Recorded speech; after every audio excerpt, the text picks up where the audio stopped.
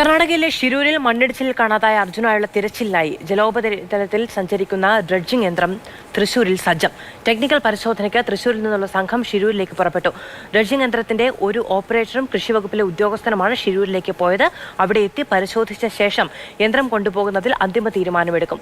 തൃശൂരിൽ നിന്ന് MS ലിഷോയി ഒപ്പം KV രാഹുൽ അങ്കോളയിൽ നിന്നും ചേരുകയാണ്. ആദ്യം രാഹുലിലേക്ക് പോകാം. രാഹുൽ, അതായത് ഈ ഡ്രഡ്ജിംഗ് മെഷീൻ അവിടെ എത്തിക്കാനുള്ള തയ്യാറെടുപ്പുകളുണ്ട്. അതിനു മുൻപായി അവിടത്തേക്ക് ഉദ്യോഗസ്ഥർ വരുന്നുണ്ട്. എന്താണ് അവിടുത്തെ സാഹചര്യം എന്ന് പരിശോധിക്കാൻ. ഒരു 4 നോട്ട് വരെയുള്ള ഒഴുക്കിൽ നിൽക്കാൻ കഴിയുന്ന തരത്തിലുള്ള സാങ്കേതിക സവിശേഷതകളുള്ള യന്ത്രമാണിത്. പക്ഷേ നിലവിൽ ഗംഗാവലിയിൽ ഉള്ള കുത്തൊഴുക്കിൽ ഈ യന്ത്രത്തിന് അവിടെ പ്രവർത്തിക്കാൻ കഴിയുമോ എന്നടക്കമുള്ള ആശങ്കകൾ ഉദ്യോഗസ്ഥർ പങ്കുവെക്കുന്നുണ്ടായിരുന്നു. എന്താണ് അവിടുത്തെ സാഹചര്യം നിലവിൽ?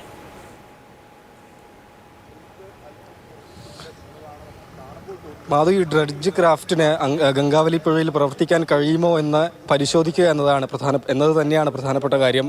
അതിന് മുന്നോടിയായാണ് അതുമായി ബന്ധപ്പെട്ട എക്സ്പേർട്ടുകൾ ഇങ്ങോട്ടേക്ക് തിരിച്ചിട്ടുള്ളത്. ഗംഗാവലിയുടെ ദൃശ്യങ്ങളിലേക്ക് പോവുകയാണ്. പുഴയുടെ ഒഴുക്ക് കഴിഞ്ഞ ദിവസത്തെ അപേക്ഷിച്ച് കുറഞ്ഞിട്ടുണ്ട്. ജലനിരപ്പ് കുറഞ്ഞു എന്നത് തന്നെയാണ്. മഴ മാറി നിൽക്കുന്ന സാഹചര്യമാണ്. ഇങ്ങനെ ഈ നിലവിൽ പുഴയിൽ യാതൊരുവിധ തിരച്ചിലിനും സാധ്യതയുള്ള ഒരു അന്തരീക്ഷമല്ല എന്ന് തന്നെയാണ്. കഴിഞ്ഞ ദിവസങ്ങളിൽ എന്ന പോലെ ഈ ഒഴുക്ക് കുറഞ്ഞാൽ മാത്രമേ നമ്മൾ ഈ ഉദ്ദേശിക്കുന്ന ഡ്രഡ്ജ് ക്രാഫ്റ്റിനും ഇവിടെ ഇറങ്ങി പ്രവർത്തിക്കാൻ കഴിയുകയുള്ളൂ. അതായത് വെള്ളത്തിന് മുകളിൽ നിന്ന് മണ്ണ് നീക്കുന്ന സംവിധാനമാണ്. ഒഴുക്ക് അനുകൂലമായി വന്നില്ലെങ്കിൽ പ്രവർത്തിക്കാൻ കഴിയില്ല എന്ന് തന്നെയാണ്. അതുകൊണ്ടാണ് അതുമായി ബന്ധപ്പെട്ട ടെക്നീഷ്യനും എക്സ്പേർട്ടും ഇവിടെ വന്ന് പരിശോധിച്ചതിന് ശേഷം മതി അത് യന്ത്രം ഇങ്ങോട്ടേക്ക് കൊണ്ടുവരുന്നത് എന്ന് തീരുമാനിച്ചത്. അതായത് കർണാടക ഈ വിധത്തിൽ സാധ്യത പരിശോധിച്ചു. തൃശ്ശൂർ കലക്ടറുമായി സംസാരിച്ചു. 24 മണിക്കൂറിനകം ഡ്രഡ്ജ് ക്രാഫ്റ്റ് ഇങ്ങോട്ടേക്ക് എത്തിക്കാൻ തയ്യാറാണ് എന്നാണ് കേരളം നിലപാട് അറിയിച്ചത്.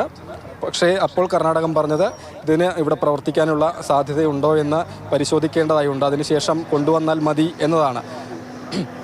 ഇപ്പോൾ എന്തായാലും നിലവിലെ സാഹചര്യം ഗംഗാവലി കഴിഞ്ഞ വൈകുന്നേരത്തെ അപേക്ഷിച്ച് കുറച്ചുകൂടി ശാന്തമായിട്ടുണ്ട് എന്നത് തന്നെയാണ്. പക്ഷേ അനുകൂലമായ ഒരു സാഹചര്യത്തിലേക്ക് വന്നിട്ടില്ല. NDRFിൻ്റെയും നാവികസേനയുടെയും സംഘമൊക്കെ ഇവിടെ നിന്ന് പൂർണ്ണമായും തന്നെ മടങ്ങിയിട്ടുണ്ട്. ഇവിടെ തുടരേണ്ടതില്ല എന്ന നിലപാട് ഭരണകൂടം നേരത്തെ തന്നെ വ്യക്തമാക്കിയതുമാണ്. പക്ഷേ SDRF സ്ഥിതിഗതികൾ തുടരുമെന്നുള്ളതാണല്ലോ ഇന്ന് രാവിലെയും വന്നിരുന്ന റിപ്പോർട്ടുകൾ. പക്ഷേ അവർ ഈ രക്ഷാദൗത്യം അവസാനിപ്പിച്ച് മടങ്ങി അല്ലേ? നിലവിൽ ഗംഗാവലിയിൽ ഇറങ്ങിയുള്ള തെരച്ചിൽ ഇനി ഈ കാലാവസ്ഥ അനുകൂലമാണെങ്കിൽ മാത്രം മതി എന്നുള്ളതാണോ? മാധു, അങ്ങനെ തന്നെയാണ്. നിലവിൽ നാവികസേനയുടെയോ NDRFിൻ്റെയോ സംഘാംഗങ്ങൾ ഇവിടെ ഇല്ല. അവർ പൂർണ്ണമായും ഈ ദൗത്യ സ്ഥലത്ത് നിന്ന് മടങ്ങി എന്നത് തന്നെയാണ്. ഇന്ന് രാവിലെയാണ് നമ്മൾ കണ്ടതാണ് നാവികസേനയുടെ ഒരു സംഘം ഇവിടെ നിന്ന് പോകുന്നത് കണ്ടിരുന്നു. നിലവിൽ ഈ ദൗത്യവുമായി ബന്ധപ്പെട്ട് യാതൊരു പുരോഗതിയും ഇവിടെ ഇല്ല എന്നത് തന്നെയാണ്. ഗംഗാവലി അങ്ങനെ ഒഴുകുന്നു. അതിലേക്ക് ആളുകൾ ചെല്ലാനുള്ള ശ്രമമില്ല. ഒഴുക്ക് പരിശോധനയില്ല. അവിധത്തിൽ തിരച്ചിലുമായി ബന്ധപ്പെട്ട യാതൊരു നടപടികളും ഇവിടെ നടക്കുന്നില്ല എന്ന് തന്നെയാണ്.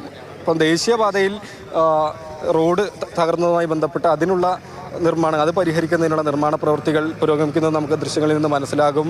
റോഡ് തകർന്ന ഭാഗത്ത് മെറ്റിലൊക്കെ നിരത്തുകയാണ്. ദേശീയപാത തുറന്നു കൊടുക്കുന്നതിന് മുന്നോടിയായാണ് ഈ വിധത്തിലുള്ള പ്രവൃത്തികൾ നടക്കുന്നത്. പ്രധാനപ്പെട്ട ദേശീയപാതയാണ്.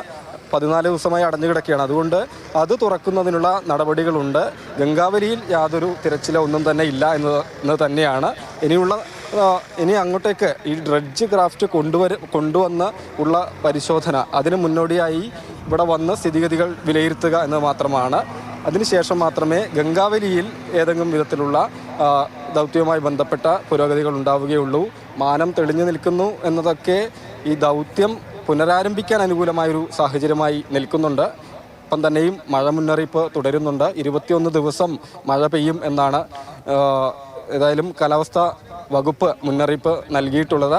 മധു, ഏതായാലും എക്സ്പേർട്ടുകൾ ഇവിടെ വന്നതിന് ശേഷമാണ് ഈ ദൗത്യം, ഈ ഡ്രഡ്ജ് ക്രാഫ്റ്റ് ഇവിടെ കൊണ്ടുവന്നിട്ട് തിരച്ചിൽ നടത്താൻ കഴിയുമോ എന്നതടക്കം നമുക്ക് പറയാൻ കഴിയുകയുള്ളൂ.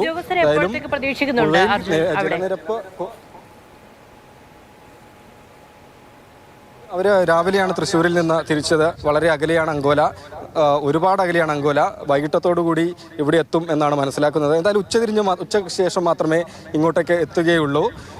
അതിനുശേഷമാണ് ഈ പുഴയുടെ സ്വഭാവം, അവിടെ അടിഞ്ഞുകൂടിയ മണ്ണിൻ്റെയൊക്കെ സ്വഭാവം മനസ്സിലാക്കിയതിന് ശേഷമാണ് ഒരു തീരുമാനം അത് അറിയിക്കുക. ഏതായാലും നമ്മളെ സംബന്ധിച്ച് പറയുമ്പോൾ നമ്മൾ കാത്തിരിക്കുന്ന എന്തായാലും അതിന് ഈ ട്രസ്റ്റ് ക്രാഫ്റ്റിന് ഇവിടെ ഇറങ്ങി പ്രവർത്തിക്കാൻ കഴിയുന്ന ഒരു സാഹചര്യം ഉണ്ടാകും എന്ന് അറിയുന്നതിന് വേണ്ടി തന്നെയാണ്. കാരണം അങ്ങനെയെങ്കിൽ മാത്രമേ ദൗത്യം പുനരാരംഭിക്കാൻ കഴിയുകയുള്ളൂ. അർജുന് വേണ്ടിയുള്ള തിരച്ചിൽ, അർജുൻ എവിടെ, ട്രക്ക് എവിടെ എന്ന് കണ്ടെത്തുന്നതിന് വേണ്ടിയുള്ള തിരച്ചിൽ ആരംഭിക്കാൻ കഴിയുകയുള്ളൂ എന്ന് തന്നെയാണ് ഞാൻ നേരത്തെ പറഞ്ഞു നിർത്തിയെന്ന് പൂർത്തിയാക്കിയാണ്. ജലനിരപ്പ് കുറഞ്ഞതുകൊണ്ട് തന്നെ മൺതിട്ട കൂടുതൽ വ്യക്തമായി വരുന്നുണ്ട്. അങ്ങോട്ട് പോകുമ്പോൾ വലിയ കല്ലുകൾ തന്നെയാണ്. അടിയിലേക്ക് എത്രത്തോളം കല്ലുകളും മണ്ണുകളും കമ്പി കഷ്ണങ്ങളും, അതായത് ഇലക്ട്രിക് ടവറിൻ്റെ ഭാഗങ്ങളൊക്കെ ഉണ്ട് എന്ന് ഈശ്വർ മാൽപേ സംഘം പറഞ്ഞതാണ്. അപ്പോൾ അതിൽ ചിലത് കൂടി വ്യക്തമായിക്കൊണ്ടേയിരിക്കുന്നു എന്നത് തന്നെയാണ്. പുഴയിൽ 1, 2, 3, 4, 5 മൺകൂനകളാണ്, മൺതിട്ടകളാണ് തുരുത്ത് കണക്കെ രൂപപ്പെട്ടിട്ടുള്ളത്. അതിൽ 3 എണ്ണമാണ് വളരെ വലുത്. അതിൽ നമുക്ക് ഈ നടുവിലായി കാണുന്ന മൺതിട്ട, അതാണ് 132 അകലെ അർജുൻ്റെ ട്രക്കിൻ്റെ സ്ഥാനം അതിൻ്റെ സമീപത്താണെന്ന് സ്ഥിരീകരിച്ച സ്ഥലമാണ്. ആ മേഖലയിലാണ് കൂടുതൽ തിരച്ചിലുകൾ കഴിഞ്ഞ ദിവസങ്ങളിലൊക്കെ നടത്തിയിരുന്നത്. പക്ഷേ പോസിറ്റീവ് റിസൾട്ടിലേക്ക് വന്നില്ല എന്നത് തന്നെയാണ്. അത് ഏറ്റവും അവസാനമായി തേടിയൊരു സാധ്യതയായിരുന്നു ഈശ്വർ മാൽപേ സംഘം പുഴയിലേക്ക് ഡൈവ് ചെയ്യുക എന്നത്. അവർ 2 ദിവസങ്ങളിലായി 6 തവണ ഡൈവ് ചെയ്തു. പക്ഷേ ട്രക്കിൻ്റെ സമീപത്തേക്ക് പോകാൻ കഴിഞ്ഞില്ല എന്ന് തന്നെയാണ് അവരും തിരിച്ച് ഈ ദൗത്യം അവസാനിപ്പിക്കാൻ കാരണമായിരുന്നത്. 6 തവണ ഡൈവ് ചെയ്തതാണ്. ഉദ്യോഗസ്ഥരുടെ സംഘം അവിടെ എത്തി ഡ്രഡ്ജർ അവിടെ ഇറക്കാൻ കഴിയുമോ എന്നുള്ള പരിശോധന നടത്തുക എന്നുള്ളതാണ് ഇനി നമുക്ക് ചെയ്യാനുള്ളത്. എന്തായാലും കാലാവസ്ഥ അനുകൂലമായി നദിയിലെ കുത്തൊഴുക്ക് തീരുന്നതിന് മുൻപ് ഇനി അവിടെ മറ്റ് യാതൊരു തരത്തിലുള്ള പരിശോധനകളോ ദൗത്യവുമായി ബന്ധപ്പെട്ട കാര്യങ്ങളോ ഇല്ല എന്നുള്ളത് തന്നെയാണ് നമുക്ക് മനസ്സിലാക്കാൻ കഴിയുന്നത്.